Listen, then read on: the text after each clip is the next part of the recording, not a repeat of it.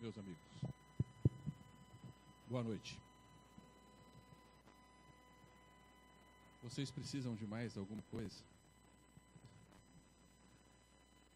Pensava aqui comigo. Os nossos corações, nestes poucos instantes em que participamos da abertura deste congresso, já se abasteceram com excelsas vibrações. E o plano maior desse instante faz chegar até nós.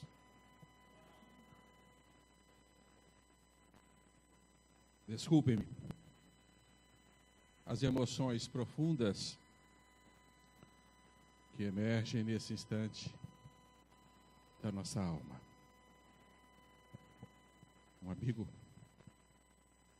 nos relatou há pouco que, ao penetrar neste recinto, deparou-se com uma visão surpreendente. Era um pescador, com certeza. Um homem rude, de pés descalços e sujos, gastos pelo muito andar, sandálias envelhecidas, carcomidas por tanto palmilhar estradas, uma túnica marrom, suja, velha, até mesmo um pouco rasgada. Na cintura uma corda rude, velha, segurando aquela túnica. Mas este amigo não pôde ver mais. Ele viu até a cintura esta magna entidade.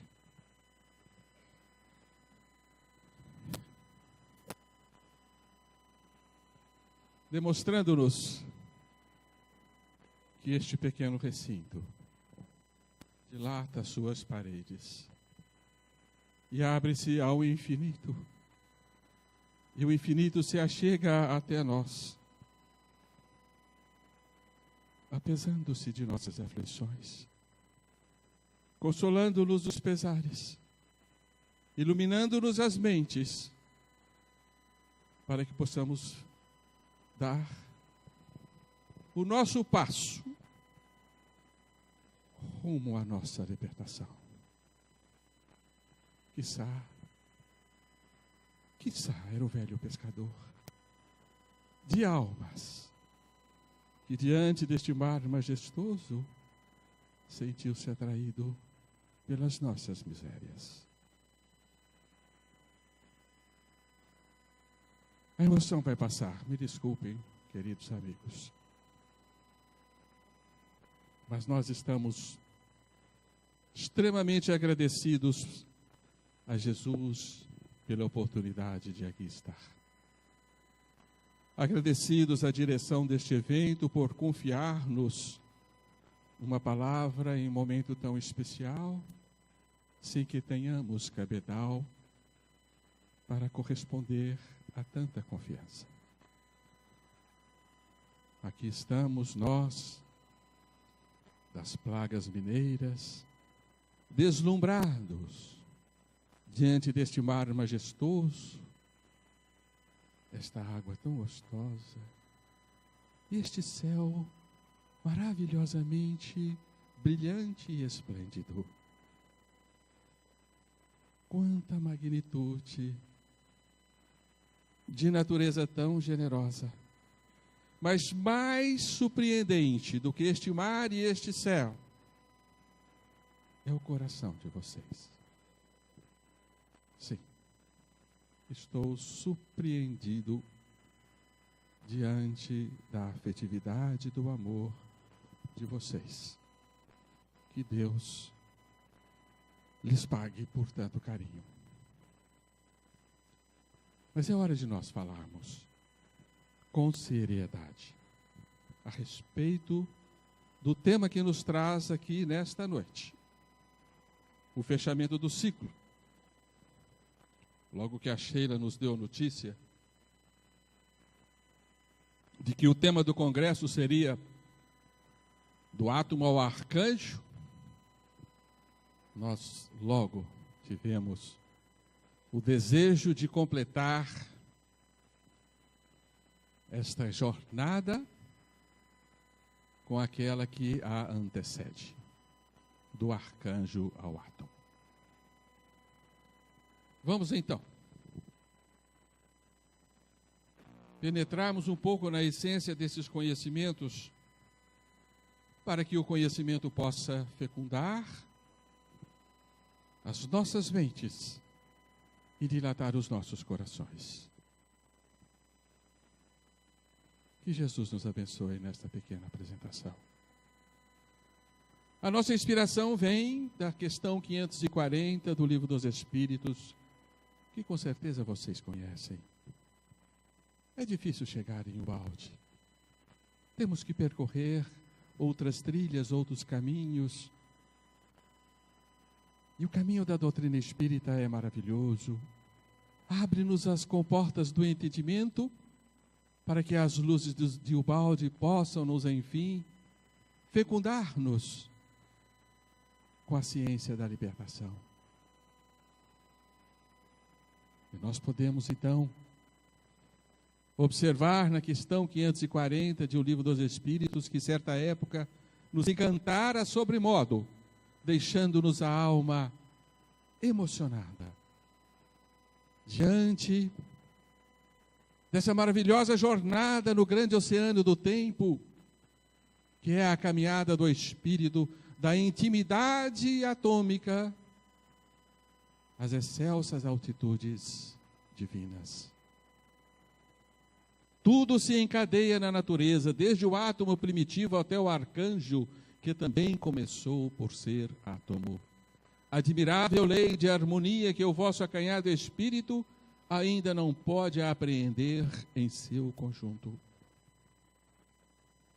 Passou-se 1 século e meio desta revelação ter-nos chegada através da obra de Kardec. E hoje, nós já podemos confessar a vocês que conseguimos apreender um pouco mais desse extraordinário conjunto em sua admirável lei. Por isso nós vamos ter a ousadia aqui de ir além. Porque por nós mesmos nada podemos, mas sobre os ombros de um gigante, que é Ubalde, podemos sim lançar os nossos olhos em horizontes mais dilatados. Kardec foi uma mente extraordinária, adiantado no seu tempo. Em 1857, 2 anos antes de Darwin publicar na Inglaterra a sua famosa obra Origem das Espécies, que veio a público em 1859. Estarrecendo o mundo com a notícia de que estávamos todos, os seres vivos da Terra, subordinados a um processo de transformismo evolutivo. Kardec afirma na introdução do Livro dos Espíritos: se se observa a série dos seres, descobre-se que eles formam uma cadeia sem solução de continuidade, desde a matéria bruta até o homem mais inteligente. Admirável percepção do mestre de Lyon. Desde a matéria bruta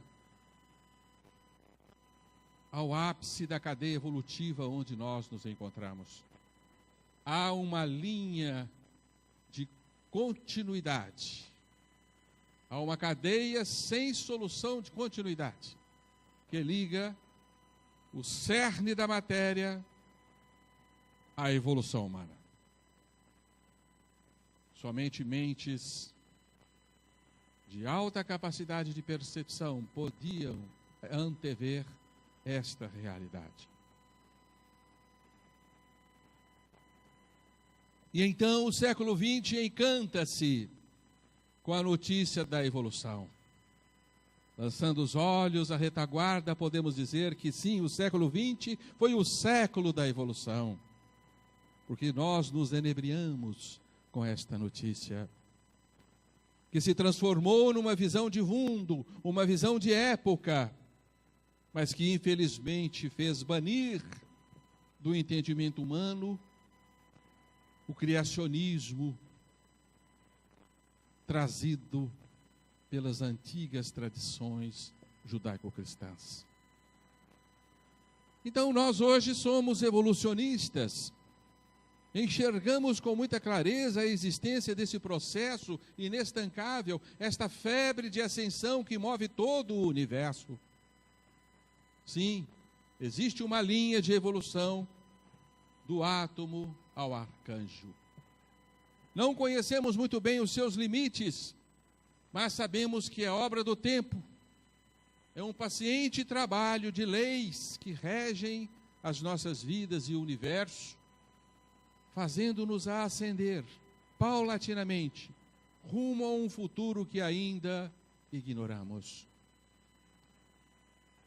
Iniciamos os nossos passos seguramente nos abismos infecundos da matéria bruta, para despertar e, enfim, poder, na atualidade, considerarmos-nos seres conscientes.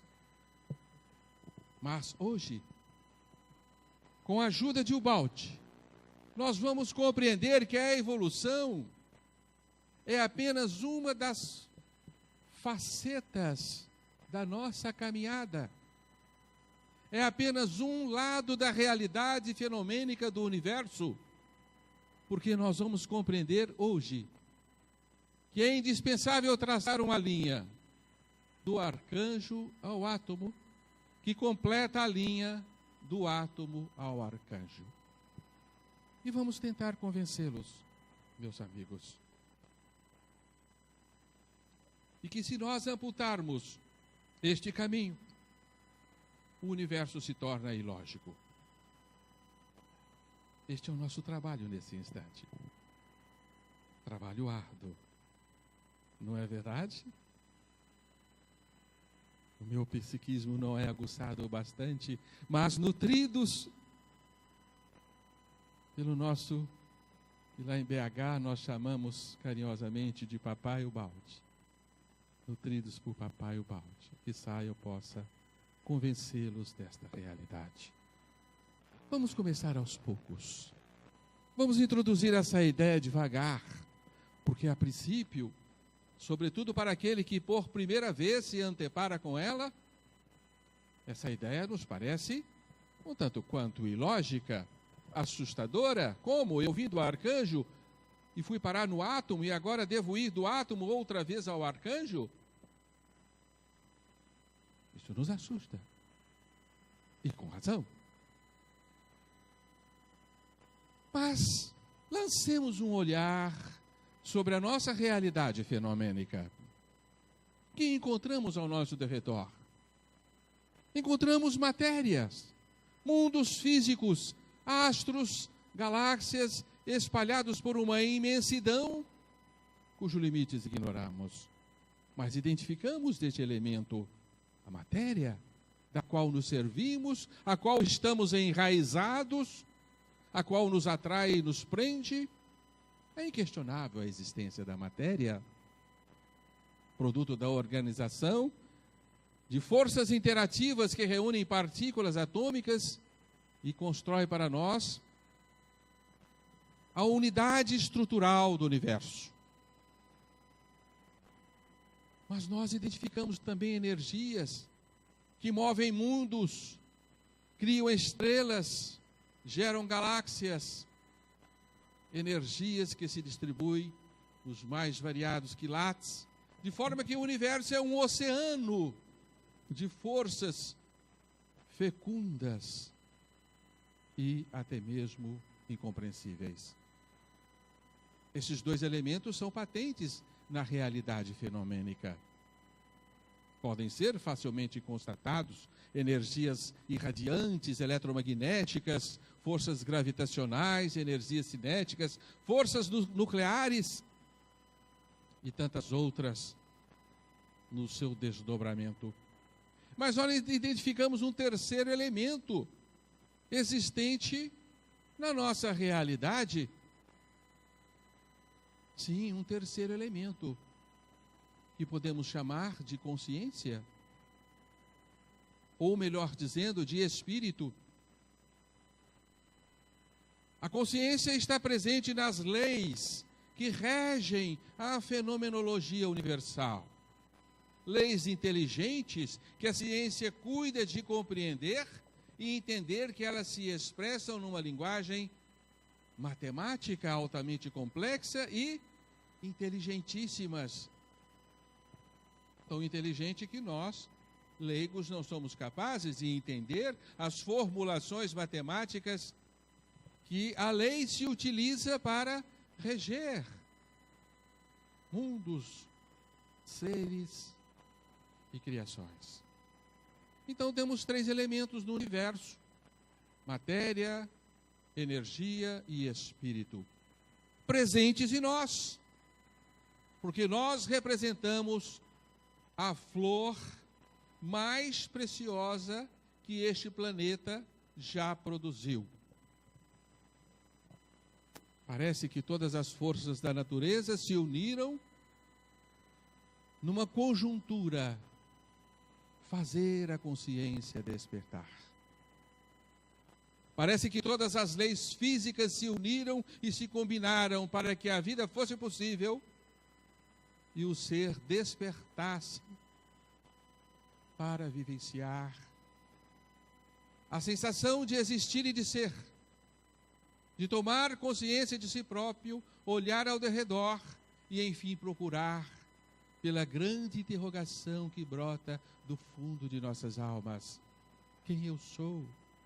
O que faço aqui? De onde venho? Para onde vou? De onde vim? O que devo fazer? O que me compete? Qual o meu destino, enfim? Para que fui criado? São questões que somente a consciência pode formular. Então nós representamos a famosa divina trindade do universo. Nós representamos esses três elementos essenciais consubstanciados em nós. Certa feita, o balde caminhava pela praia de Falconara, no mar Adriático, e conta-nos o missionário de Jesus que o céu se entreabriu aos seus olhos, e ele pôde admirar a fórmula do universo, o mecanismo de funcionamento da criação. Ele enxergou o que ele denominou para nós a grande equação da substância, a regência que vai unir espírito, energia e matéria.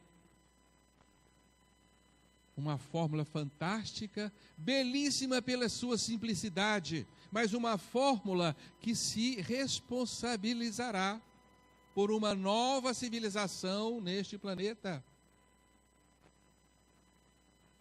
Daí vocês podem aquilatar a sua importância extraordinária. Sim, o balde enxerga a grande equação da substância. Substância é o substrato de tudo que existe, algo que não podemos definir. Mas se não existisse substância, nada existiria. Substância é um pacote da consciência divina que em tudo se manifesta. Substância, enfim, é a substância que se define a si mesma. O balde a representa pela letra ômega. Representa espírito por alfa, energia por beta, matéria por gama.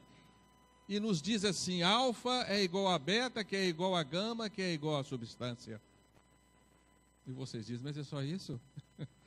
É só isso? Isso resume o conhecimento de séculos. Quer dizer que tudo é feito de uma coisa só. Existe uma coisa só na criação que se manifesta como espírito, como energia e como matéria. Simples, extremamente simples, mas maravilhoso. Porque nenhum pensador havia ainda dito com tamanha clareza como se expressa a realidade ao nosso derredor. Mas na praia de Falconara, o Baldi compreendera algo ainda mais extraordinário. Que espírito, energia e matéria existem como um ciclo da substância, chamado respiro do universo, em que a substância passa por uma reciclagem. Também muito simples, mas extremamente elucidador para a nossa inteligência.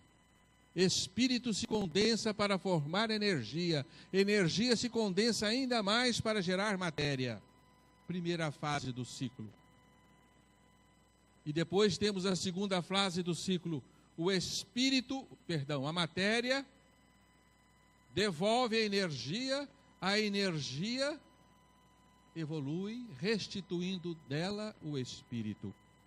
E o ciclo se fecha nas suas duas contrametades, demonstrando-nos a inteligência do Criador, que não permite neste universo movimentos em um único sentido.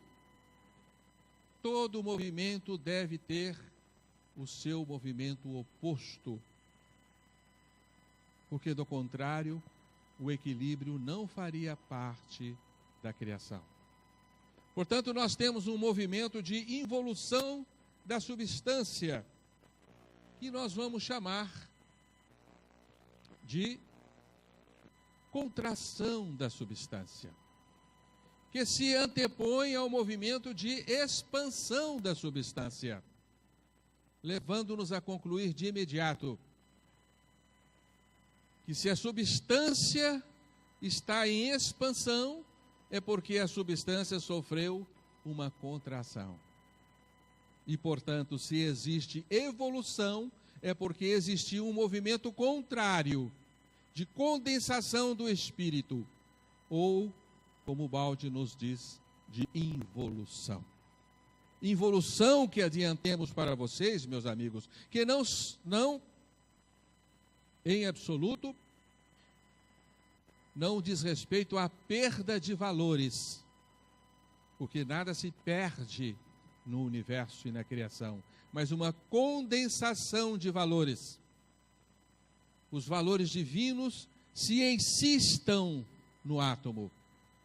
Os valores divinos se condensam na intimidade atômica.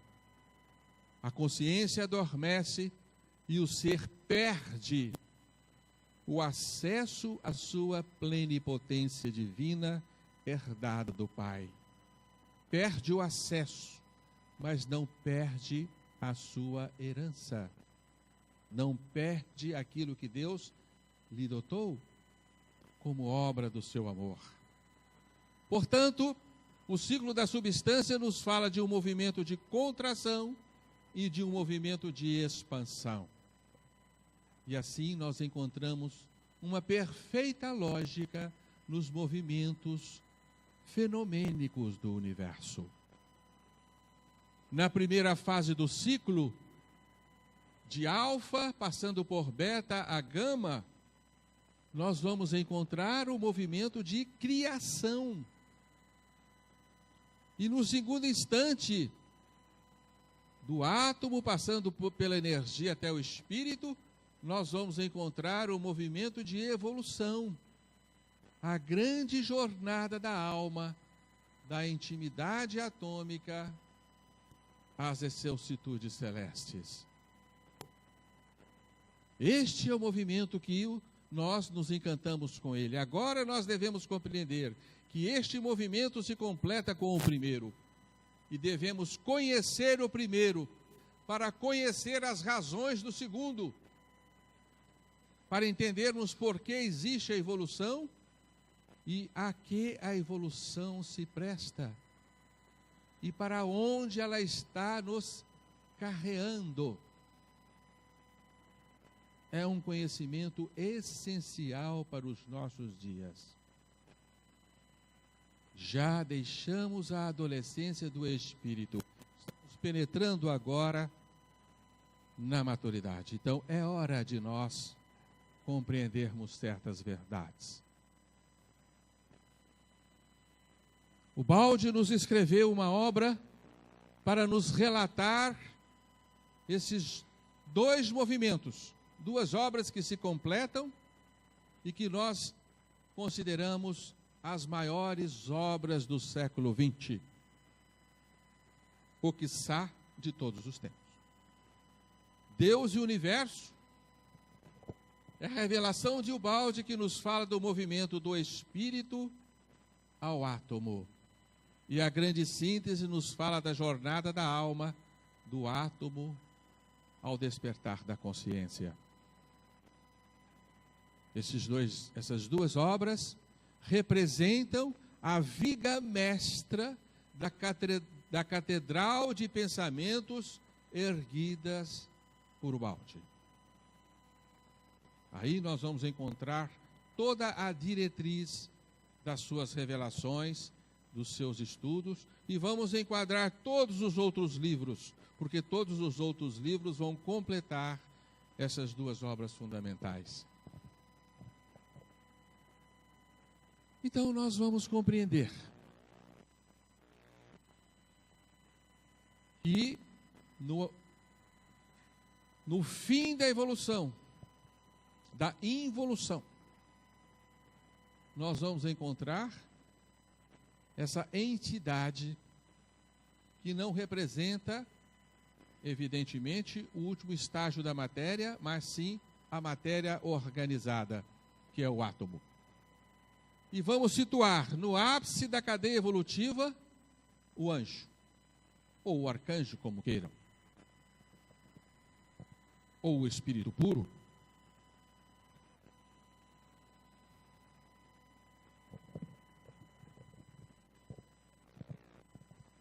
E aqui, o movimento de evolução, do átomo ao anjo, completado pelo movimento do anjo ao átomo.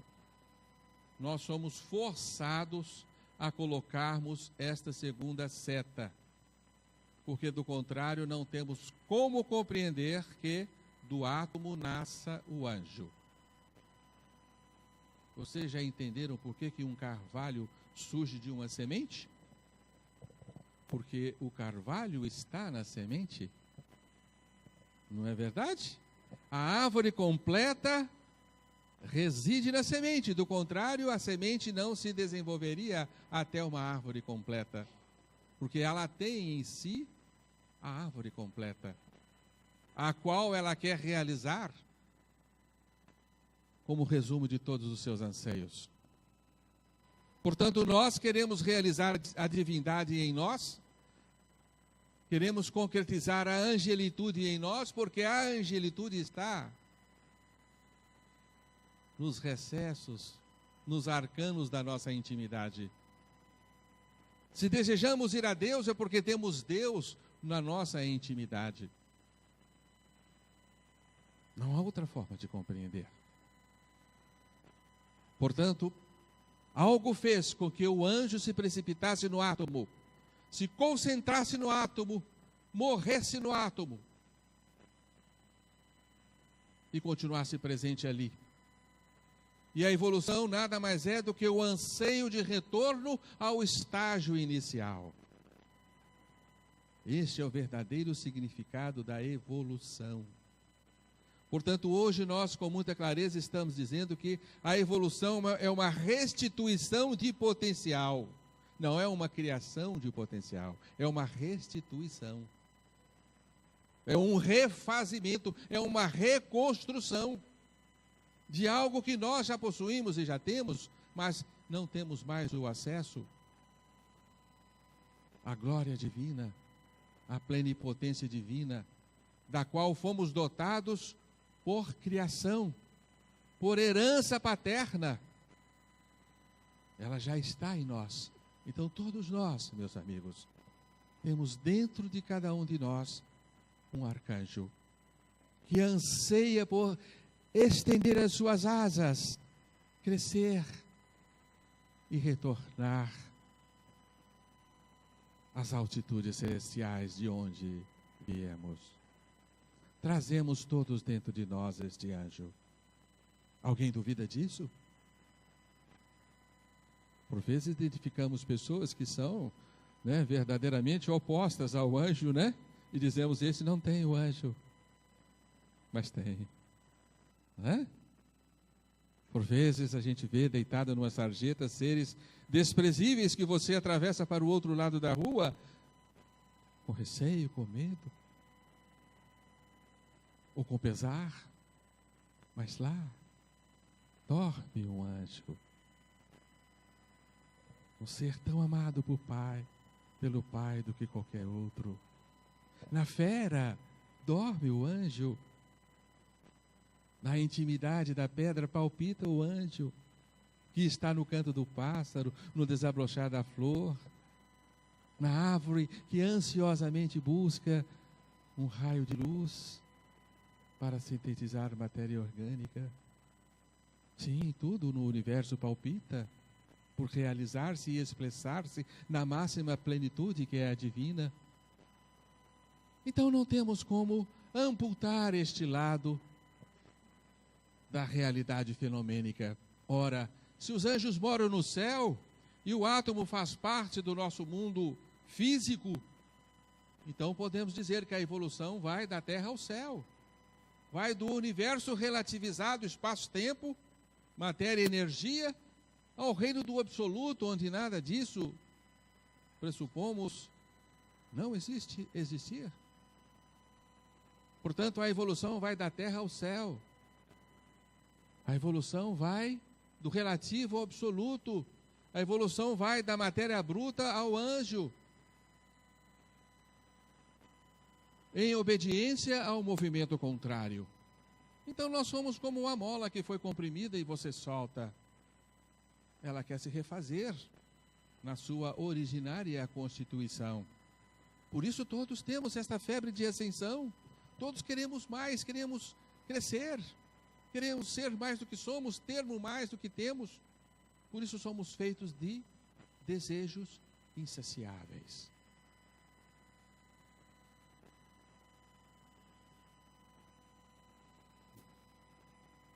E nós não descansaremos enquanto não abraçarmos o nosso Pai.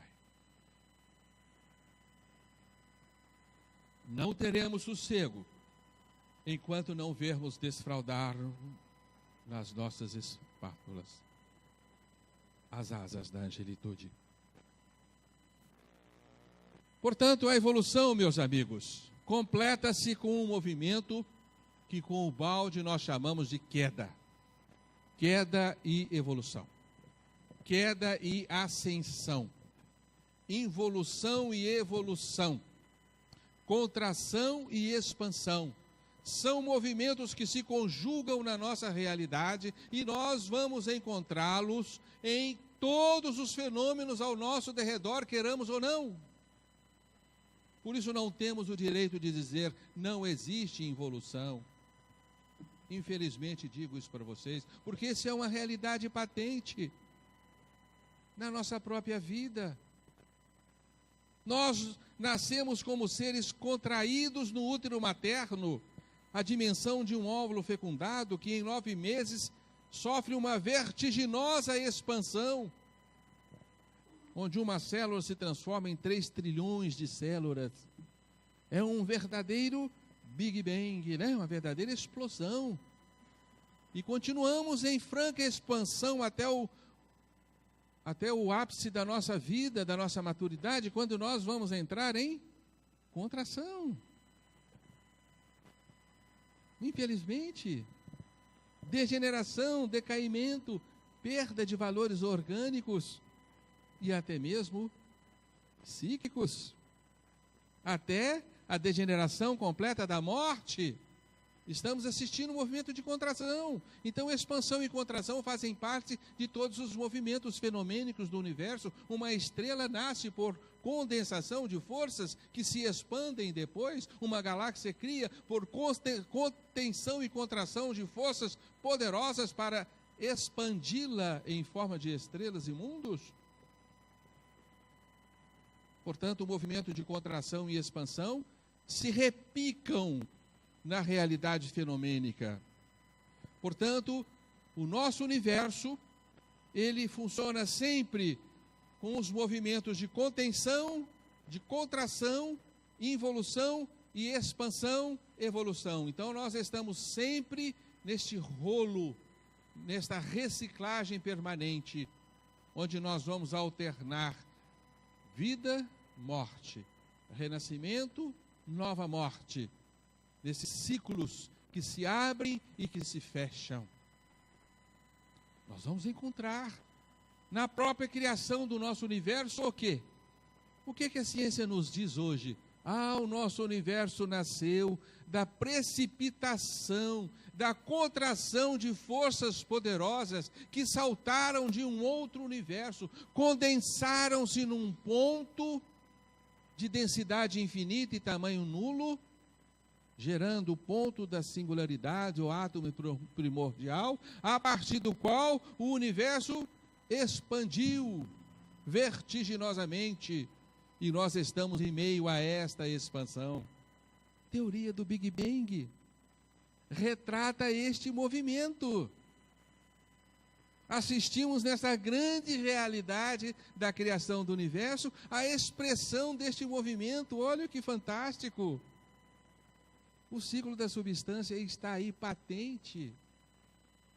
E nós vamos enxergar este ciclo de substância até mesmo na alternância das estações, a contração do inverno, a expansão da primavera e do verão, né? A água que se condensa e depois se evapora e se expande. Esses movimentos se repetem, criando todos os ciclos da natureza. E o próprio ciclo da vida e da morte, que faz com que a vida seja como a onda do mar, né? E sobe, e no seu borbulhar caminha para depois se recolher e retornar. Não é assim?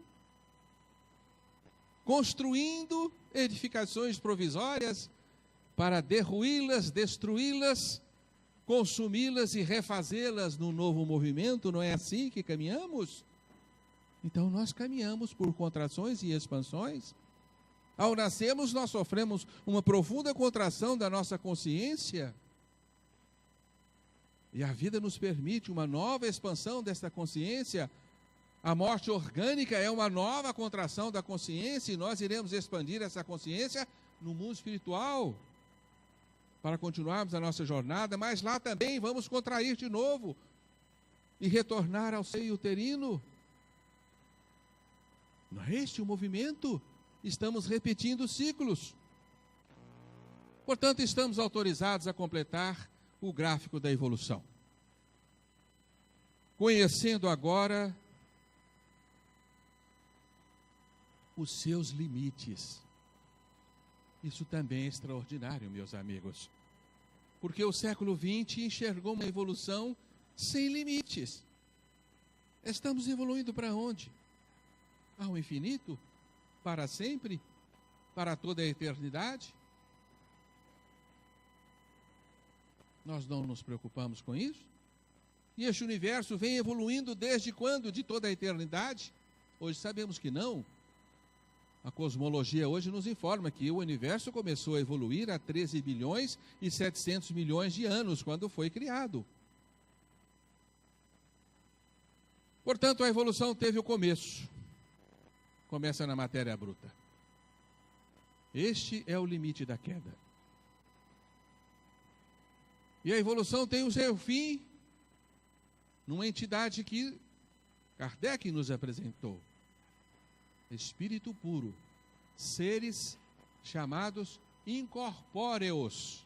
Seres que não se vestem de corpo algum, nem sequer de luzes, porque são seres que se projetam numa outra realidade, num outro universo, onde não há formas, num universo onde não há tempo, num universo onde não há espaço, um universo não temporal, não espacial. Façamos um pequeno parêntese, meus amigos. Compreendamos muito bem que a eternidade não é um tempo que jamais termina. Isto não é eternidade. Eternidade é a não existência do tempo. É um tempo que cessa num presente eterno. A verdadeira infinitude não é um espaço ilimitado que jamais termina, não. É a inexistência de espaço. Este é o reino do Espírito puro. É o reino dos seres incorpóreos. Porque este é o reino em que Deus se expressa em plenitude. Portanto, nós viemos deste universo. Desse universo não espacial e não temporal. Fomos criados como seres incorpóreos. Porque não é possível outro tipo de criação para Deus. Deus é espírito e em espírito cria, e cria espíritos. Sim, Deus não cria pedras. Deus cria seres espirituais, como Ele mesmo. Não há outra possibilidade para o amor que cria, senão doar-se por completo ao ser criado. Não há outra possibilidade. Portanto, Deus cria deuses. Portanto, o Filho de Deus é Deus também. E Deus cria no seu seio imaculado, fora do tempo e do espaço. Deus não cria no nosso universo. No nosso universo não há criação. Lavoisier já nos disse isso, né? Aqui nada se cria e nada se destrói, tudo se transforma. Então não nascemos neste universo. O universo do espaço-tempo é um universo temporário, transitório. Não nascemos aqui. Já estamos começando as consequências últimas deste conhecimento, não é? Portanto, nós podemos identificar um trajeto de involução ou de queda, em que o espírito se degenera em matéria e se condensa se degenera em energia e se condensa enfim em matéria, para novamente restituir-se na linha do tempo. Portanto, a evolução é uma restituição de potencial. E assim os dois gráficos se completam na linha do tempo. E olha que interessante, nós estamos colocando aqui o tempo zero e um traçado antes do tempo. É possível isso? Os físicos modernos dizem que sim.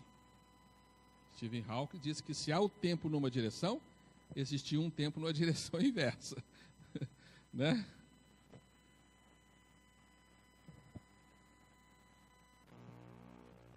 Portanto, a evolução é feita de um duplo movimento. Dois impulsos movem o trabalho da evolução. O primeiro impulso, que destrói valores. O segundo impulso, que constrói valores. Isso gera um redemoinho, porque essas fases vão sempre se alternar na linha do tempo. Não haverá nunca a cessação de um movimento. Um movimento termina, mas dá origem ao outro, dentro do princípio de ação e reação. Uma força que se contrai, leva a uma expansão dessa força até o seu limite, nova contração, nova expansão, e assim sucessivamente. Por isso, o Baldi vai nos apresentar na grande síntese os seus extraordinários gráficos. E nós não vamos analisá-los cuidadosamente com vocês, porque não é o momento. Nós vamos apenas mostrar para vocês que a linha da evolução, na sua intimidade, é na verdade um zigue-zague. E nós não havíamos compreendido isto, porque enxergávamos uma linha cheia. Mas se colocarmos uma lupa na linha da evolução, nós vamos ver que ela é feita de subidas e descidas, né? O Baldi tentando expressar-nos matematicamente esse processo, nos diz que nós subimos 3 degraus e descemos 2, e subimos 3 e descemos 2, e subimos 3 e descemos 2. Estamos ganhando 1 degrau a cada movimento. Não é verdade? Por isso a resultante é uma ascensão. Mas essa ascensão se faz de subidas e descidas, subidas e descidas. Assim caminha a evolução. Em resposta à reverberação dos seus 2 movimentos iniciais, a contração e a expansão, que estão reverberando na nossa intimidade. Como uma bolinha de ping-pong, nós dizemos assim, né? Uma bolinha de ping-pong que cai de uma mesa, ela corre reta? Não, ela pica, pica, pica, reverberando em sua intimidade as 2 forças que a moveram, né? A queda e a ascensão. Nova queda e nova ascensão, né? Então nós somos essas bolinhas de ping-pong, né? Reverberando na linha do tempo esses 2 movimentos iniciais que estão se desgastando à medida que nós evoluímos. Isso é extraordinário, não é? Ele acabará por força da lei de inércia. Portanto, a evolução se faz de involução e evolução. Involução e evolução. Desde a intimidade da matéria, aqui nós temos a matéria, e a sua intimidade, até a realização do tempo. Mas como Baldi, na sua extraordinária compreensão, entendeu, né?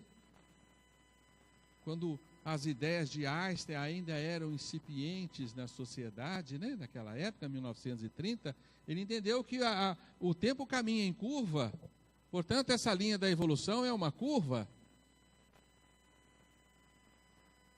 E nós, na verdade, estamos caminhando em curva pela linha do tempo, subindo e descendo, subindo e descendo, subindo e descendo. E se nós expressarmos esse fenômeno na sua realidade, nós vamos ver que, na verdade, ela é uma espiral que se fecha e que se abre. Se fecha e se abre. Mas cada vez que ela se abre num instante além do seu início. Este é o movimento da evolução. Este é o gráfico mais preciso da nossa caminhada rumo ao céu. Nós estamos dilatando, contraindo, dilatando um pouco mais, contraindo, dilatando um tanto mais, contraindo. A resultante é uma espiral que se abre paulatinamente. Meus irmãos, nesse instante eu faço um pequeno parêntese. Vamos aquietar um pouco o nosso coração. Eu quero agradecer a Pedro Orlando Ribeiro por este gráfico. Isso é uma obra dele. Vocês já ouviram falar de Pedro Orlando Ribeiro? Não? Infelizmente. Um dos maiores divulgadores das ideias de Ubaldi que esteve entre nós. Partiu no final do ano passado. Deixou-nos o nosso querido amigo, que tanto esclarecia a todos que o procuravam. Maior divulgador de Ubaldi pela internet. Quando a internet começava, Pedro Orlando já estava lá, reunindo pessoas interessadas, respondendo perguntas, fazendo amigos pela internet, não é? Então queremos deixar aqui nesse instante a nossa vibração amiga a esse Espírito que tanto fez por nós. Se vocês pesquisarem na internet, vocês vão ver artigos maravilhosos do nosso Pedro Orlando. Agradecemos a este amigo que tivemos a honra de conhecer um dia. Então aqui estamos com a matriz do transformismo evolutivo. A trajetória típica dos movimentos fenomênicos do universo, a espiral, que será o desenho natural de toda a caminhada. Toda alma que caminha aos páramos celestiais faz esta trajetória inexoravelmente. Basta destampar um ralinho de pilha e vocês vão ver a espiral, né? Basta mirarmos os nossos telescópios para as galáxias e vamos ver a espiral fenomênica em ação. Basta olharem os seus dedos e vocês verão que temos galáxias nas polpas digitais, temos a trajetória fenomênica impressas nas forças que nos conformam e constituem. Que extraordinário! Essas forças nos pertencem. Não é? Vocês deviam ficar muito emocionados ao ver as impressões digitais desenhando espirais. Um dia eu fiquei bastante emocionado. Portanto, nós estamos autorizados a compreender, na atualidade, que a evolução vai do caos à ordem. A ciência nos diz isso. O universo inicia como uma estupenda fornalha atômica caótica que vai se organizar como obra do tempo. O universo caminha da desordem para a ordem. Desde o Gênesis mosaico nós vamos ver que Deus organiza a matéria fundamental da criação, nas tardes e nas noites, onde Deus vai paulatinamente organizando a sua obra. Do caos à ordem. No começo existia uma matéria amorfa e disforme, dizia a revelação mosaica, né? Então a evolução vai das trevas à luz. Ela vai do mal para o bem. Quanto mais nós lançamos os olhos para a retaguarda da evolução, mais nós vamos enxergar a barbárie, a selvageria, a maldade, a crueldade, não é verdade?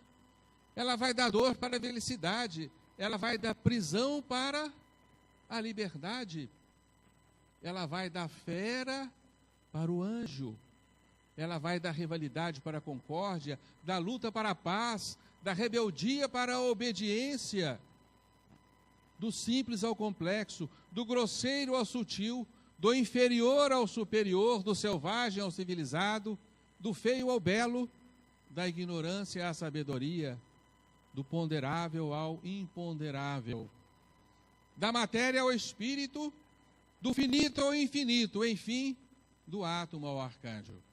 Este é o movimento da evolução. Estamos de acordo? Estamos. É possível concebermos que todos esses atributos foram criados por Deus? Não. Nós não acomodamos isso no nosso coração nem na nossa mente. Deus não criou o caos, as trevas, o mal, a dor, a prisão, a fera, né? O grosseiro, o selvagem, o bruto. Alguém acha que sim? Estamos diante de um grande problema. Se considerarmos que a evolução começa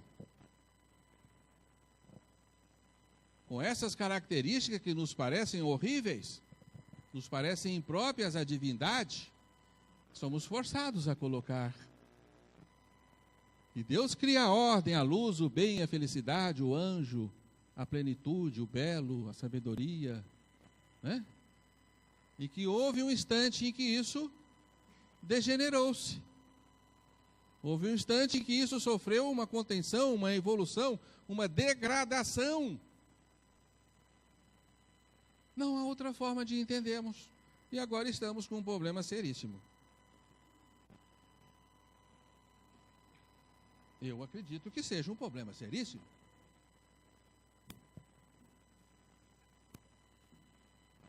Por que que a evolução começa com atributos tão negativos? Quem vamos responsabilizar por isso? A vida na sua constituição? A Deus na sua sabedoria, no seu amor? Ao acaso? Não. Nada disso serve. A quem vamos imputar isso? Alguém já está se enxergando aí, né? Existem duas forças criativas na realidade. Quais são elas? Quem pode criar no palco da existência? Primeiro, Deus. Segundo, a criatura. Tá certo? Se não é Deus que cria, quem que criou? A criatura. Agora ficou feia a conversa, né, só? Agora ficou...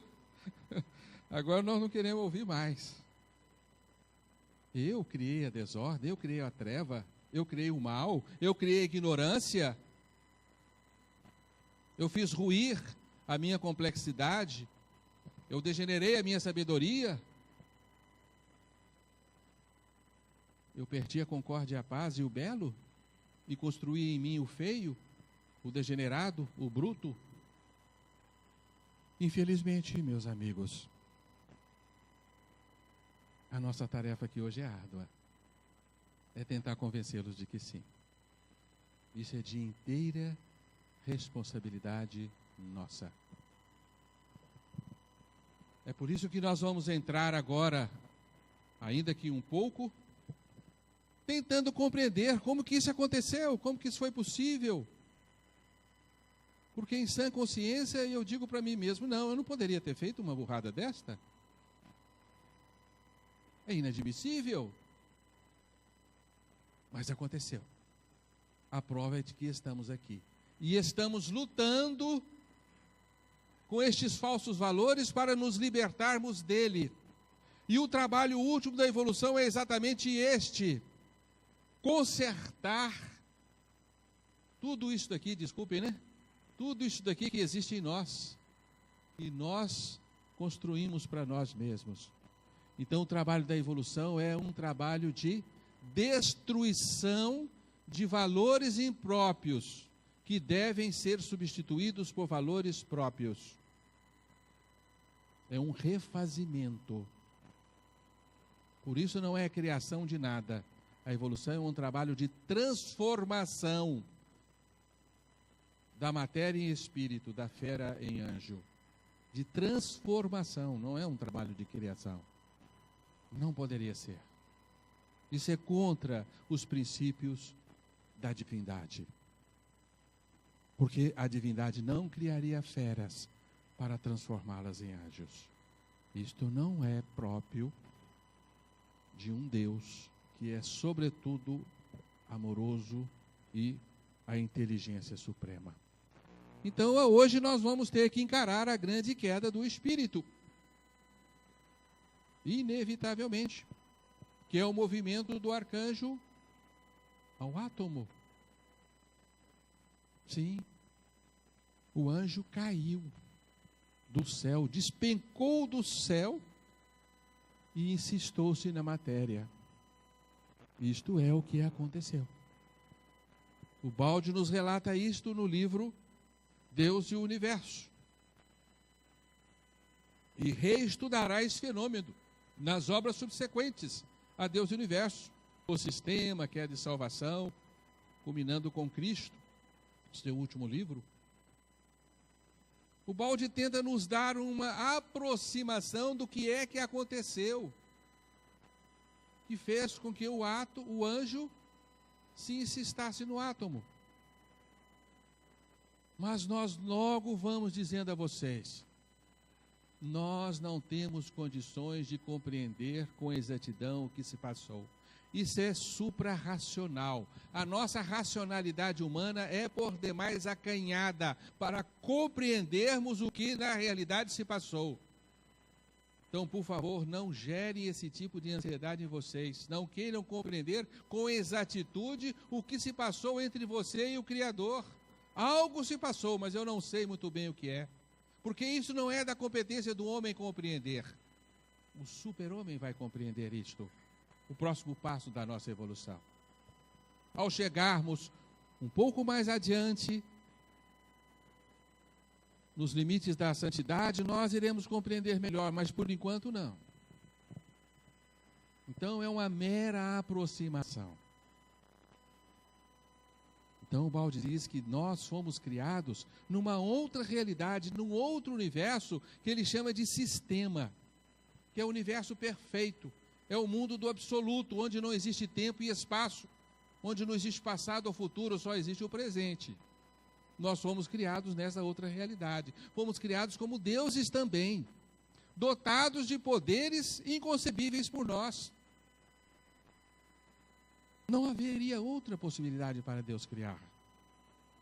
Porque o perfeito só pode criar o perfeito, mas a criação perfeita exige, ou exigiu, dotar o ser criado de autonomia, de liberdade de escolha. Do contrário, não seria perfeita a criação, porque a criação seria de autômatos.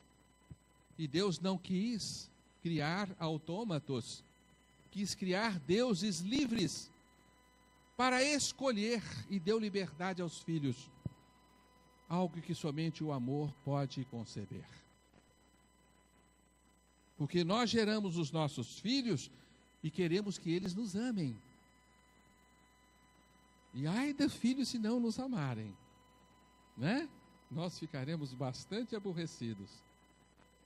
Mas Deus, na sua excelsitude, no seu amor, deu-nos a liberdade de negar o seu amor. Nós poderíamos experimentar, se quiséssemos. E muitos escolheram negar, viver na liberdade do amor. E escolheram a prisão da revolta. Por isso o balde nos diz em Deus Universo: então muitos deuses menores, feitos da substância divina, livremente decidiram tornar-se deuses maiores, iguais a Deus. A escolha foi feita por eles.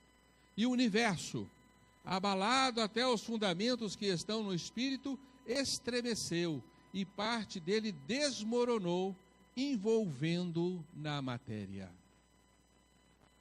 Deuses menores tiveram a pretensão de ser maiores do que eram.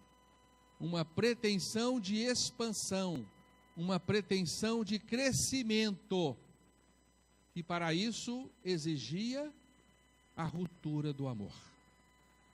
Se eu amo verdadeiramente, eu não posso querer ser maior do que o outro, a quem amo. Está claro? Houve uma pretensão de expansão. E qual foi o resultado? Uma contração. Está claro? Sim, nós nos contraímos porque reverberamos forças poderosas no anteparo da lei que desconhecíamos. Embora a palavra de Moisés tenha dito, né? Olha, o fruto proibido da árvore do bem e do mal, a árvore do dualismo, do dia que deles comeres, morrerás. Experimentarás a contração da consciência, que é a morte, a projeção do ser no não ser. E a matéria é o reino do não ser. Nós nos projetamos no não ser. Então houve uma intenção de crescimento. Uma forma simplória de compreendermos isto: vamos representar Deus como uma esfera infinita. E, infelizmente, nós não sabemos desenhar uma esfera infinita, né? Eu só sei desenhar uma esfera finita. Né? Essa esfera infinita que é Deus é feita de duas protoforças, eu não sei se chamam-se forças ou não, duas tendências. Uma força que concentra em si toda a potência da criação, e uma força que doa de si toda a potência da criação. Então Deus é o centro de convergência e de irradiação ao mesmo tempo da criação. Ele converge e ele irradia, mas em igualdade. Essas duas forças em Deus podemos dizer que se equivalem: a força altruística e a força autocêntrica. Ora, o eu sou maior, Deus, está feito assim: ele gera eu sou o menor, feito dessas duas forças, força autocêntrica e força altruísta, a força da ativa. E nós deveríamos equilibrar essas duas forças em nós. Essas, na verdade, são as duas asas da angelitude. E se nós equilibrássemos essas duas forças, nós permaneceríamos seres imóveis no absoluto. Insistado no amor divino, plenipotentes e perfeitos. Imóveis no universo imóvel. Aí outro já começa a pensar assim, mas que tédio. Ficar estatelado. Né? Nós não compreendemos o que é isso, né? Nos lembramos do Apocalipse de João, que nos fala que no fim dos tempos nós nos transformaremos em colunas inamovíveis no reino de Deus. Né? É o reino da imobilidade, da quiescência, do equilíbrio pleno, né? Mas, como Deus nos criou com o princípio de autonomia, o princípio de liberdade, competia-nos escolher equilibrar essas duas forças ou fazer com que uma sobrepujesse a outra. Uma preponderasse sobre a outra. Parte dos filhos de Deus escolheu a preponderância das forças autocêntricas sobre as forças dativas. E nós geramos um fenômeno de inversão em nós. Se éramos uma esfera infinita, nós nos tornamos uma anti-esfera finita. Tá? Certa época eu fiquei pensando como é que se inverte uma esfera. Uma das maneiras é contrair o equador, né, dessa esfera e dilatar os polos, né? Nós nos transformamos em seres mais ou menos assim. Nós nos invertemos, porque demos uma preponderância às forças autocêntricas, que transformamos em egocentrismo e egoísmo. Nos tornamos seres profundamente ególatras. E foi o egoísmo na sua máxima expressão que fez com que nós, além de nos invertermos, gerássemos para nós um corpo de matéria. Uma concretude atômica ao nosso derredor, por força de embasamento, por força de contenção, que é a força de contração da matéria representada pelas forças de coesão do átomo, que são forças de expressão do egocentrismo. Forças nuclear fraca, forte, né? As forças de contenção do átomo são forças produtos do egoísmo. Por isso nós dizemos, se você tem um corpo, você está doente de egoísmo. Não há outra possibilidade para um ser que foi criado como um Deus, construir para ser um corpo e aglutinar ao seu redor uma infinidade de átomos, só por uma força egocêntrica. E é esta força que nós estamos destruindo em nós, no lento e laborioso trabalho da evolução. Porque a evolução consiste em transformar este egoísmo em verdadeiro amor. Não foi isso que o Cristo nos ensinou? É preciso fazer morrer o ego para dele nascer o anjo, não é? Se a semente que cai na terra não morre, não nasce a árvore. Assim nos disse Jesus, né? Aquele que quiser a sua vida, perdê-la. Aquele que doar a sua vida, ganhá-la. Então foi o que nos retirou da vida eterna. Porque nós perdemos a eternidade. E nos tornamos fragmentos de eternidade. Seres eviscerados. Né? A medicina usa esse termo para designar um órgão, a evisceração, um órgão que traz a sua luz para fora e se inverte, né? Então hoje nós somos seres eviscerados. Por isso, meus amigos, infelizmente nós não somos muito bonitinhos, não. Estamos fantasiados de matéria degradável, né? Nasce bonitinho, mais ou menos, logo fica muito bonitinho, fica jovem, uma maravilha, né? Mas depois dura pouco. Né? Ai daquele que ama a beleza das formas, cai na profunda desilusão, não é? E o espírito nunca está de acordo com isso, não é verdade? Brigamos todo dia com as nossas ruguinhas, os nossos cabelos que se vão.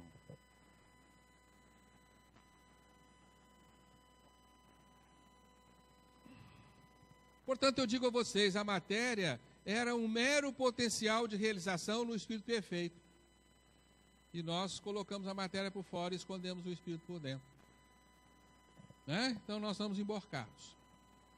E o trabalho da evolução é destruir esse emborcamento, desemborcarmos. Colocarmos de novo o espírito por fora e a matéria como um mero potencial de realização.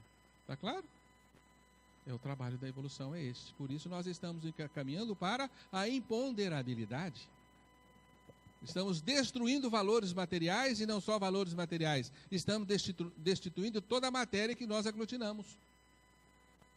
E vamos transformar toda essa potência de matéria que nós aglutinamos em nós em espírito. Mas ao retirarmos-nos da realidade divina, nós construímos para nós uma outra realidade.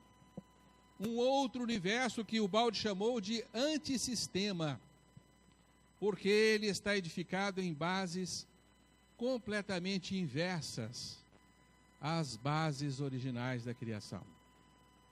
O nosso universo, ele não corresponde à criação originária de Deus. Isso é uma grande decepção para muitos de nós. Mas o universo físico, o universo material, e a vida neste universo está longe de ser uma vida aprazível e uma vida divina. Porque aqui nós geramos um regime permanente de lutas. Lutas de vida e morte. Uns comem os outros. Assim se vive neste nosso universo. Né? É o universo da barbárie. É o universo da discórdia, da rivalidade, da selvageria. Não é assim, gente? Lance o olhar pela retaguarda da caminhada humana e vocês verão, quanto mais para trás olharem, mais sangue, mais barbárie, mais destruições. Há pouco nós comíamos verdadeiramente uns aos outros, né? Hoje comemos os nossos animaizinhos, né? Irmãozinhos, mas continuamos na barbárie, né? Então nós criamos um outro universo feito de energia, de matéria, de espaço e tempo, que a física chama de localidade, não é? Aqui o nosso eu inferior se estreitou em limites imprecisos, mas bastante limitados. Criamos um eu superficial, um eu inferior, um eu ignorante, um eu simples. Mas não perdemos o contato com a realidade superior a qual pertencemos. Portanto, meus amigos, este outro universo que o Balde chamou de antissistema não é a nossa casa, não é a nossa morada. Nós estamos aqui por um grave acidente, escolhidos por nós mesmos. Sinto dizer-lhes que o nosso universo, na linguagem de Ubaldi, é uma suntuosa construção de Satanás. Ai, meu Deus. Esse universo maravilhoso, né? De estrelas cintilantes, de galáxias rodopiantes. Isso não é a criação de Deus. Deus está inserido nessa criação, porque Deus caiu com a criatura. E Deus representa a ordem do nosso universo. O renascimento, o refazimento, as forças regeneradoras são forças divinas presentes na nossa realidade. Portanto, o nosso universo tem sim a inteligência de Deus presente nele. Mas ele é uma construção das forças satânicas que todos representamos. Diz Ubaldi, o nosso universo é uma doença no seio da eternidade que será curada pela evolução. É maravilhoso esse conceito. Vejam bem, uma doença. E nós somos células dessa doença. Somos células mórbidas. Somos seres patológicos. O nosso Crispim que está ali fora já nos falou, né, Crispim? Eu gosto muito daqui que você falou, né? Você quer ver um demônio? Você fala, nunca vi. Nunca olhou no espelho? Né? O Crispim nos ensinou isso, né? O nosso universo é o habitáculo de anjos caídos que se fizeram demônios. Somos nós. Ah, mas é duro esse discurso. Quem pode ouvir? Eu prefiro ignorar isso e dizer, não quero entender essa baboseira. Isso não é comigo. O meu vizinho é um demônio encarnado. Eu não. Né? Ou a sogra, né? Eu não. Eu sou um ser bonitinho caminhando para Deus. Portanto, nós pertencemos a uma outra realidade que está impressa no inconsciente que nos acompanha.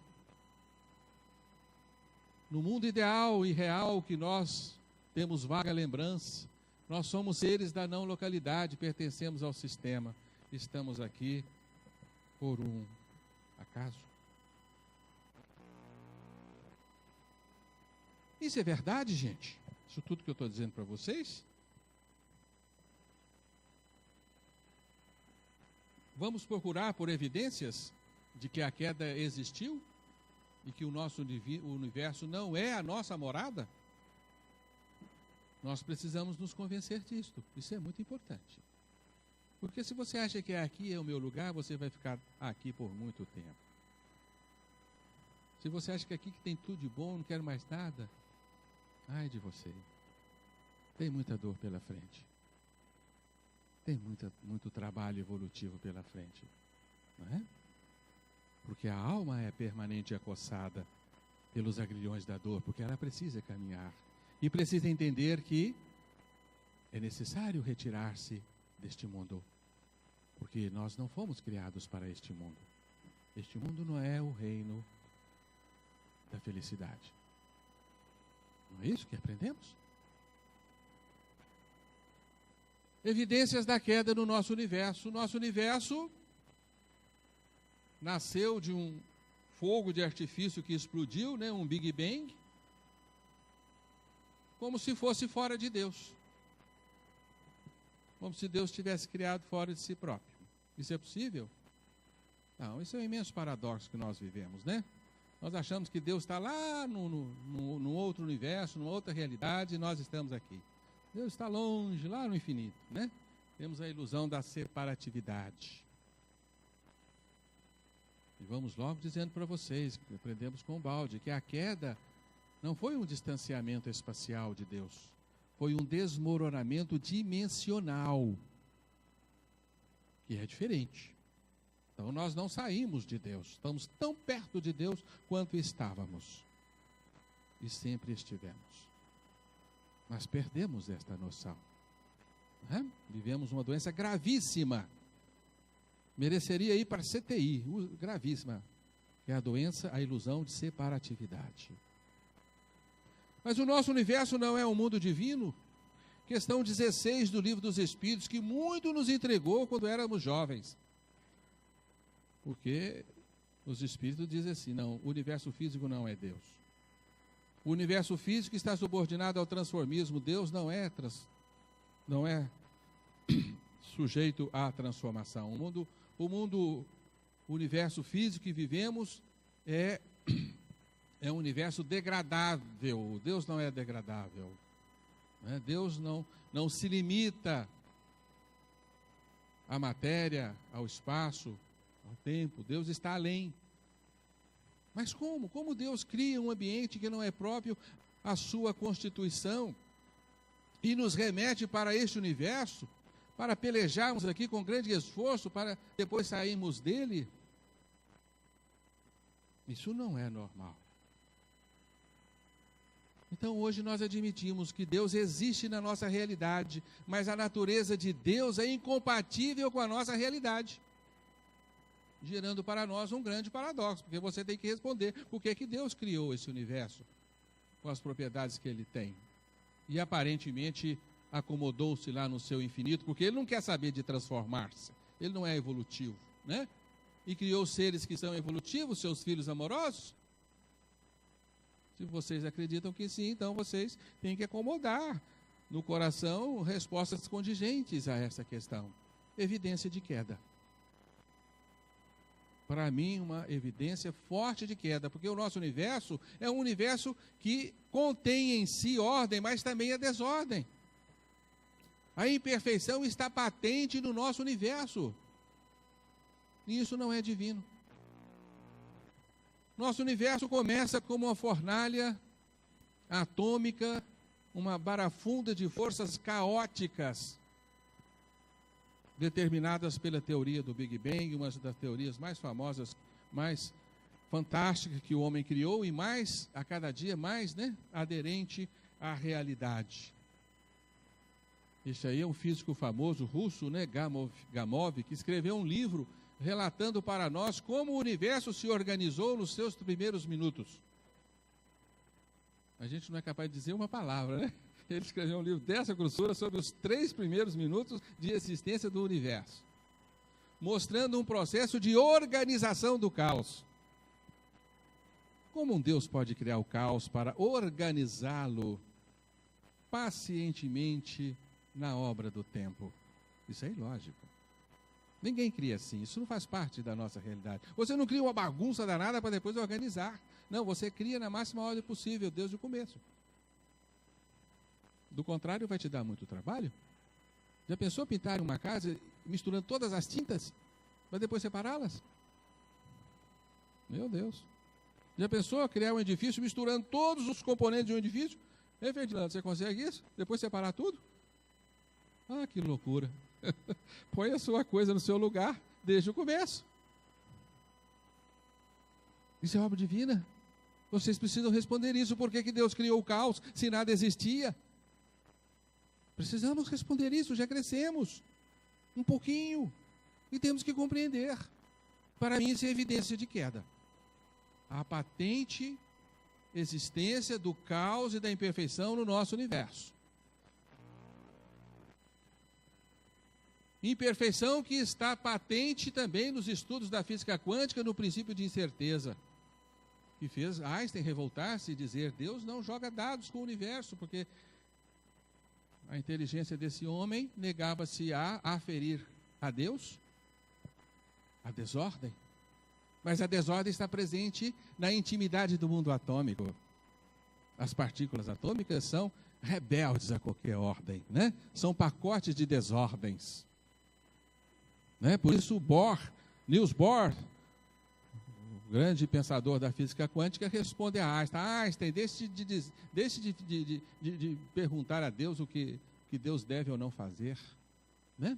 E Stephen Hawking, outro grande inteligência da atualidade, dizia assim: Deus não só joga dados com o universo, mas ele esconde. Esconde. Ou seja, entre aspas, ele rouba. Né? Tá certo? Ele é desonesto, seu jogo, porque a física mostra que essa é a realidade íntima da matéria, né? Princípio de incerteza é uma realidade hoje, né? Aqui está a galáxia da Antena. Já ouviram falar da galáxia da Antena? Na constelação de Peixes, 100 milhões de anos-luz distante de nós. Uma galáxia com esse formato, como se fosse uma antena parabólica, né? E foi denominada pelos astrônomos galáxia da Antena. Até que o telescópio Hubble fotografou a galáxia da Antena. E os astrônomos não acreditavam no que viam. Um choque estupendo entre duas galáxias se entredevorando. Aqui são estrelas e mundos que se destroem num choque de duas galáxias. E foram verificar que isso não é incomum no universo. Essa galáxia aqui está trombando com essa. Esta está devorando esta, uma galáxia antropófago, está comendo a outra galáxia. Né? E aí a ciência descobre que a nossa Via Láctea, a nossa galáxia, está em rota de colisão com a galáxia Andrômeda. Distante de nós, 2.500.000 anos-luz. Cuidado, gente. Viu? Essas duas galáxias vão se chocar. Viu? Estejam atentos. 2.500.000 anos-luz. Elas estão trafegando a 200.000 quilômetros por segundo. Velocidade próxima à velocidade da luz. Vamos chocar, gente. Temos que ir embora antes disso acontecer, porque esse dia vai ser horrível, né? As estrelas vão cair no chão.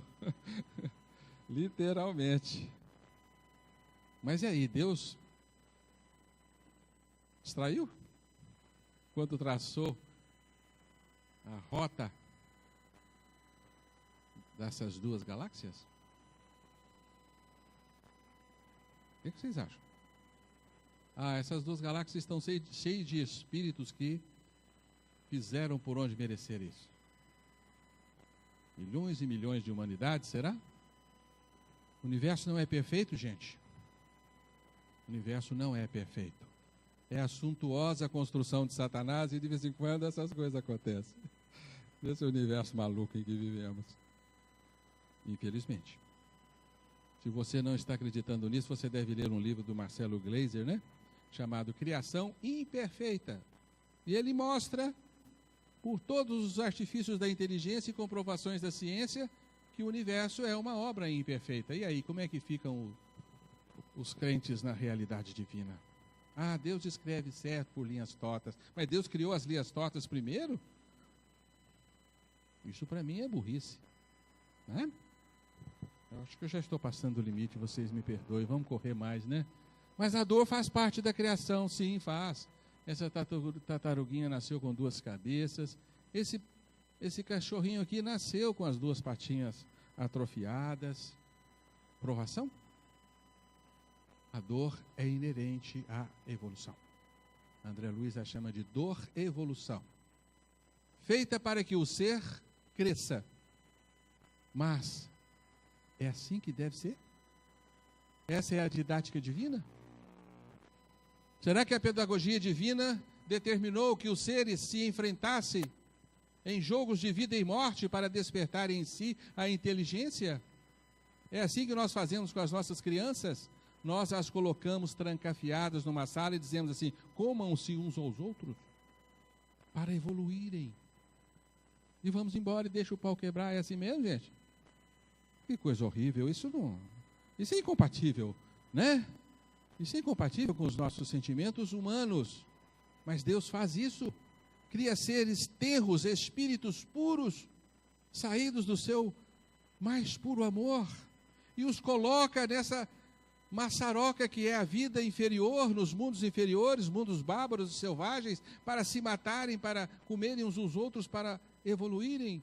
Vocês acreditam que isso é divino? E você lança o olhar sobre a natureza e diz assim: que maravilhosa é a natureza, que coisa belíssima, é a mão de Deus em ação permanente.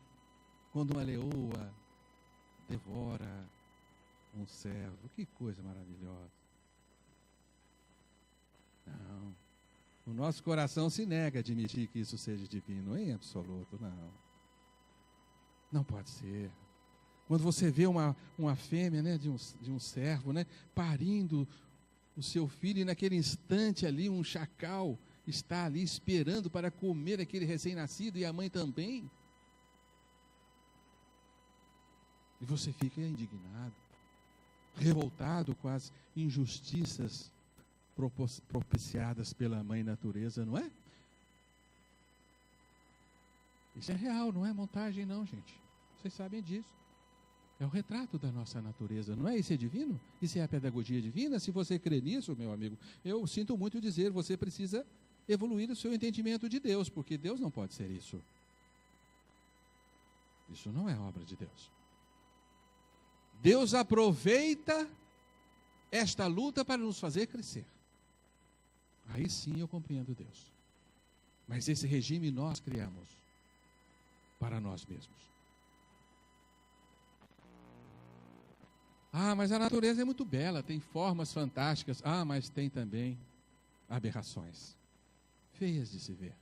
As profundezas dos mares estão cheias de seres horripilantes que você olha e diz: mas Deus, o sublime arquiteto da vida, criou o diabo do mar, cujo estômago é maior que ele mesmo?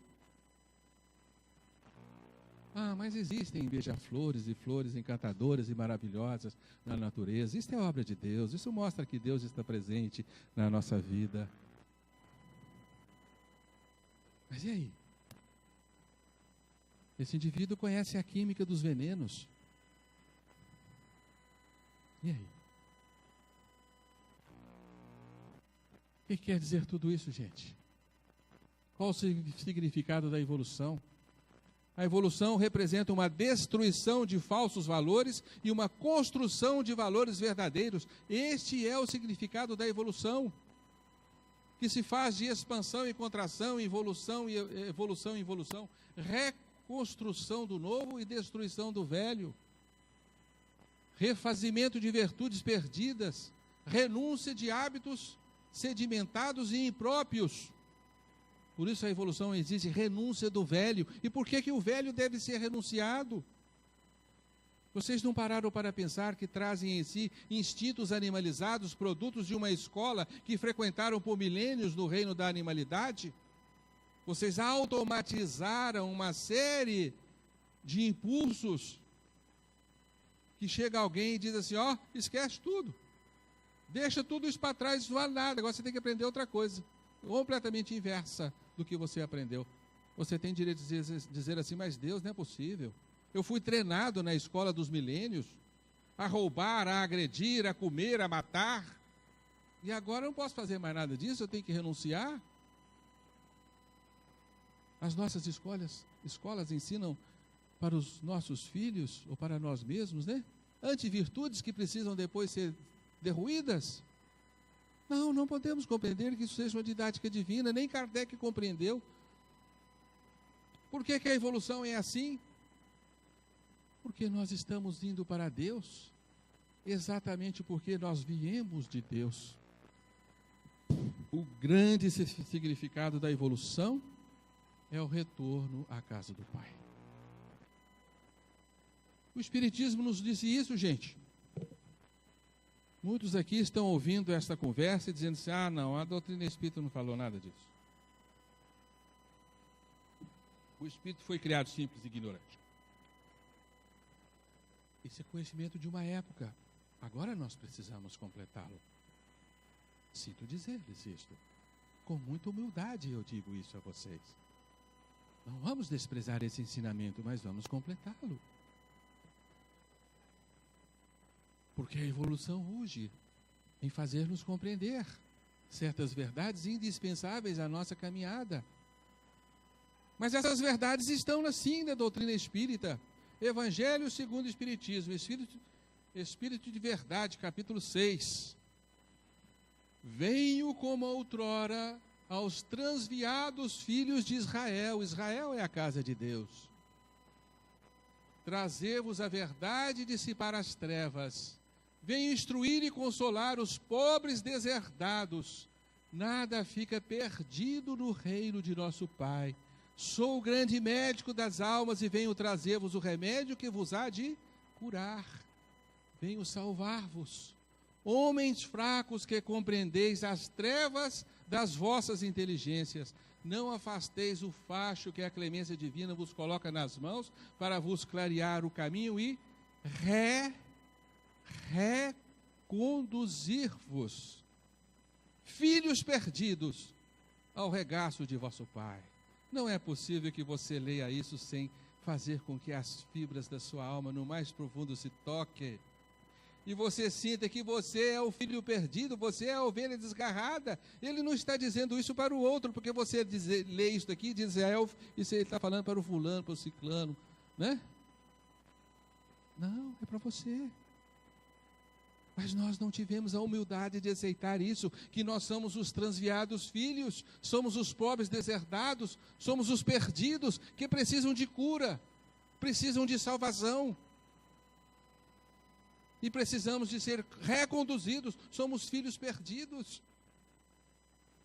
Mas infelizmente isso não tocou a enrijecida mente racional do século XX. É uma pena, é lamentável.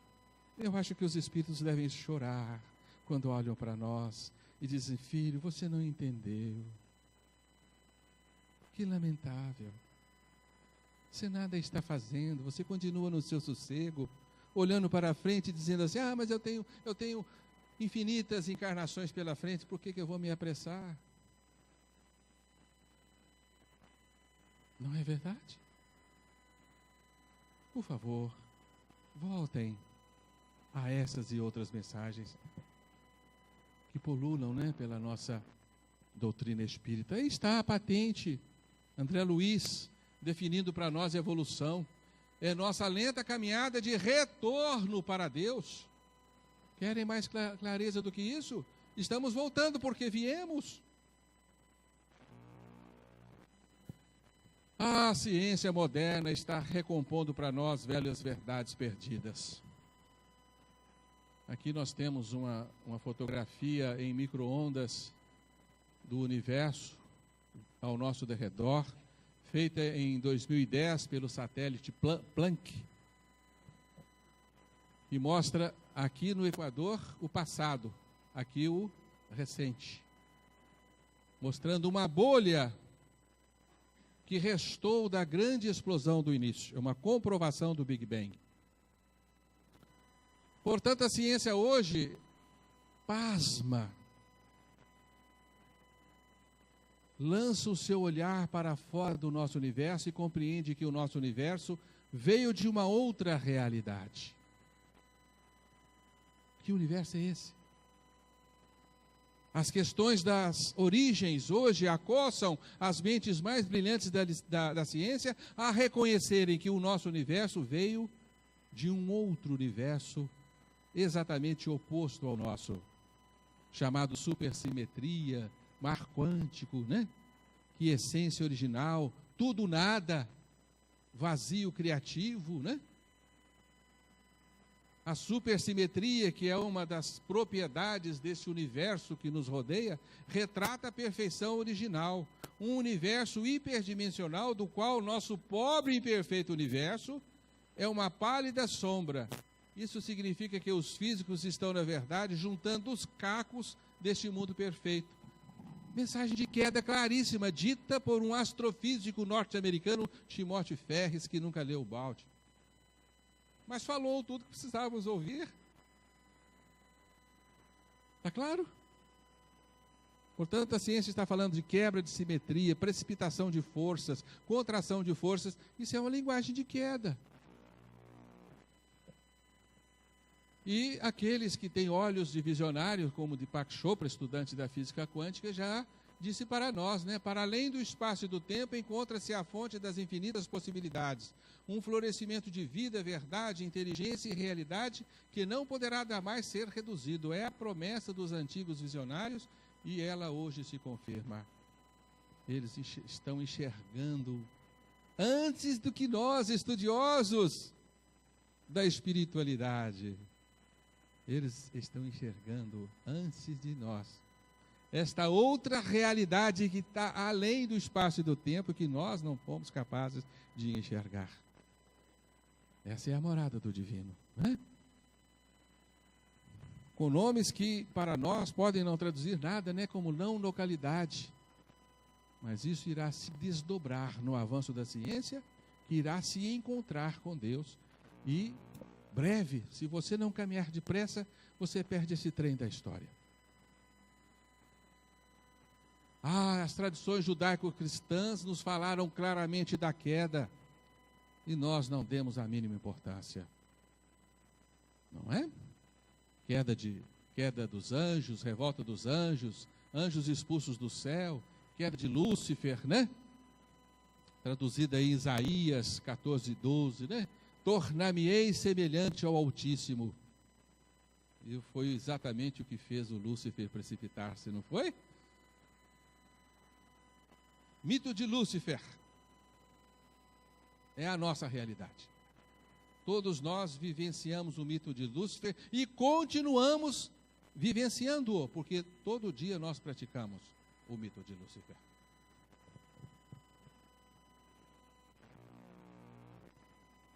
E Adão e Eva, vamos resgatar essa história agora, como jamais o fizéramos.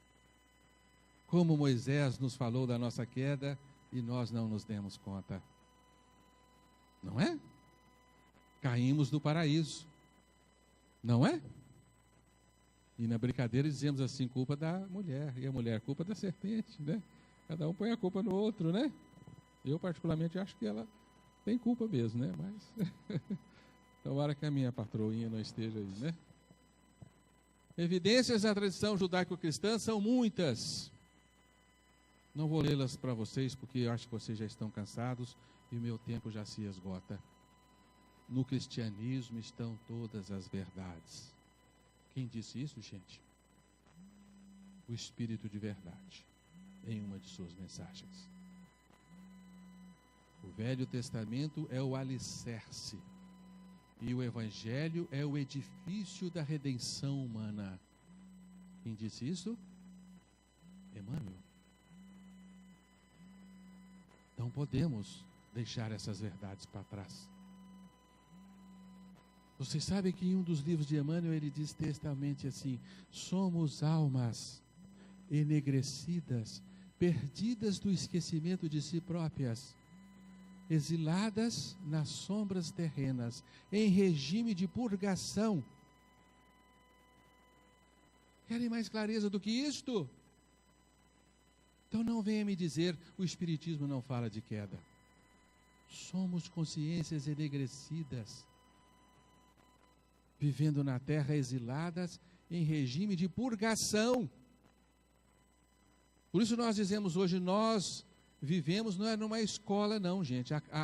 Os bancos escolares da carne não é uma escola, é um reformatório, que inclui um hospital e uma prisão. Essa é a nossa realidade. O Senhor estabeleceu o seu trono lá no céu, né? Lançaram fora o homem, pois... Bem, não vamos, vocês conhecem muito bem isso, né? Os anjos que não guardaram o seu principado, mas deixaram a sua própria habitação, ele os tem reservado em prisões eternas, na escuridão, para o juízo do grande dia. Somos nós, gente, presos na escuridão da matéria. André Luiz diz textualmente, a evolução começa nos abismos infecundos da matéria. Escuridão. Ah, mas e agora? Agora nós vamos encerrar a conversa com aquele que não poderemos questionar. Quem nos falou com a máxima clareza possível sobre a nossa realidade, a nossa dura realidade, foi Jesus. Se nós negarmos a queda, nós teremos que negar o Evangelho. Sinto muito. Ou então você tira do Evangelho o que você quer e esconde o resto.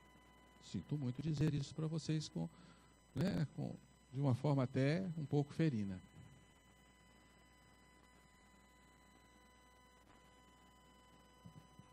Nesse extraordinário desenho medieval aqui, os anjos lá do céu estão observando o nosso universo, com a Terra no centro, uma bolha de espaço-tempo. Visão da cosmologia moderna.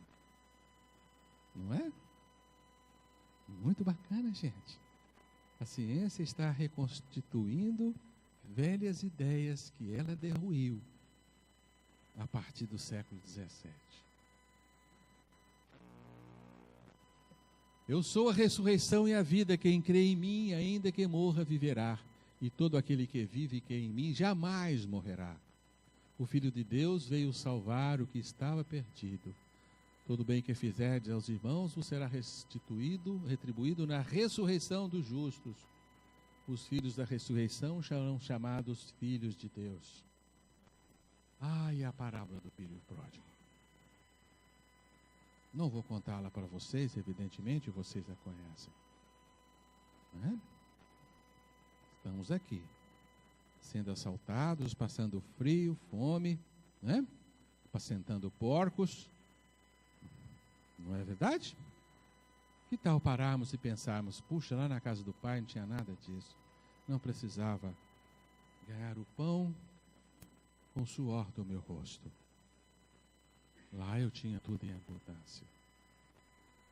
Não é? Não está na hora de nos perguntarmos o que eu estou fazendo aqui? Não sou filho dessa realidade. Sou um Deus. Fui criado sem qualquer tipo de vestimenta, de envoltório. O que eu estou fazendo com esses envoltórios? que degrine a imagem com que fui criado. O que estou fazendo aqui?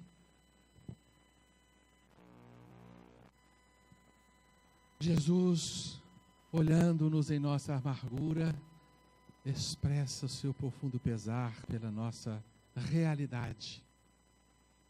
E no seu lamento diz assim: não temais, ó pequeno rebanho, porquanto a vosso Pai agrada dar-vos o reino. Por que Jesus iria nos falar isto? Porque somos prisioneiros e estamos distantes da casa do Pai e do reino de Deus. Por isso o diálogo de Cristo está repleto de uma notícia alvissareira, uma boa notícia, a melhor notícia que nós poderemos ouvir e podemos ouvir ao longo da história, que define a própria essência e o nome do Evangelho, que significa boa nova. Qual a notícia que Jesus veio nos trazer, gente? Uns dizem assim: é a existência do amor, o que o Pai nos ama, que você pode ser uma pessoa melhor do que você é. Se vocês chegarem numa cadeia e verem aquela condição lamentável daqueles presidiários, e quisessem dizer a eles uma palavra de consolo e de esperança, o que vocês diriam?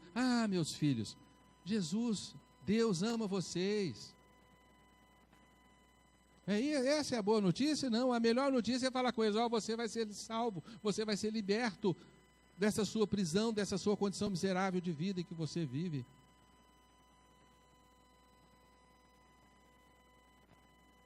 Está claro? Se você retirar a salvação do diálogo do Cristo, você destrói o cristianismo. Você destitui todo o valor da missão de Jesus. Sinto muito.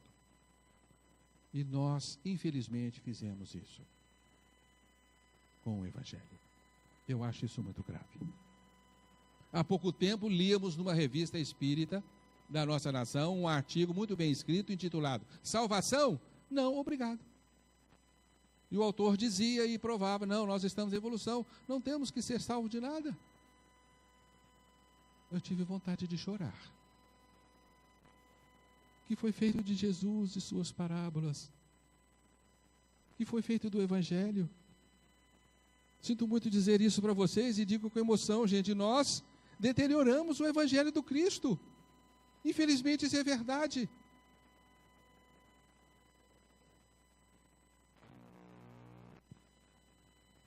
Somos presidiários.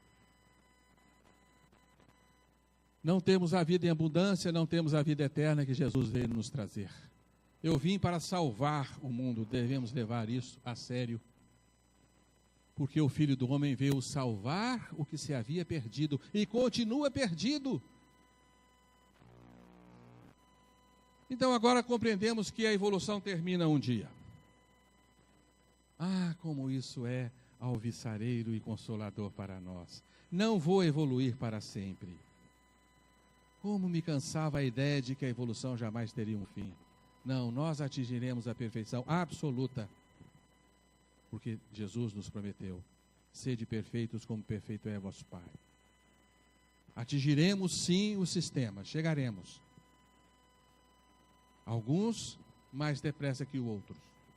Mas as leis salvadoras inseridas na nossa realidade haverão de nos resgatar. A dor, na sua fabulosa potência, irá nos transformar cada dia mais, até transformarmos-nos, queiramos ou não, novamente em anjos. Todos seremos anjos. E ao anjo que chega à perfeição, nada pode ser agregado. Retornaremos à casa de Deus. Então os justos resplandecerão como o sol no reino de meu Pai. Quem tem ouvidos, ouça. Estamos encerrando as nossas palavras.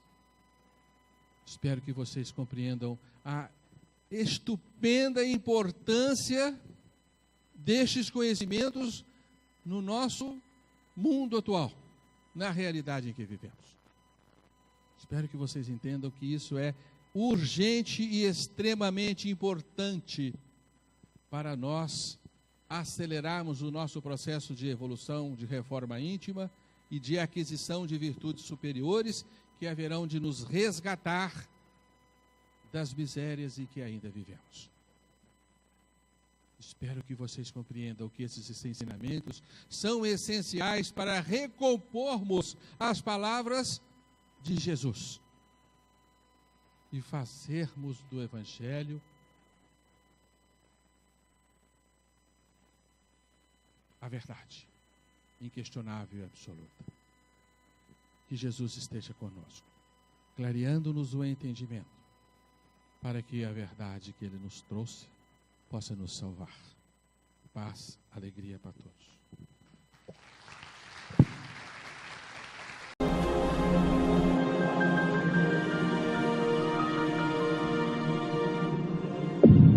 IBS, Instituto Brasileiro de Benemerência e Integração do Ser. www.ibis.org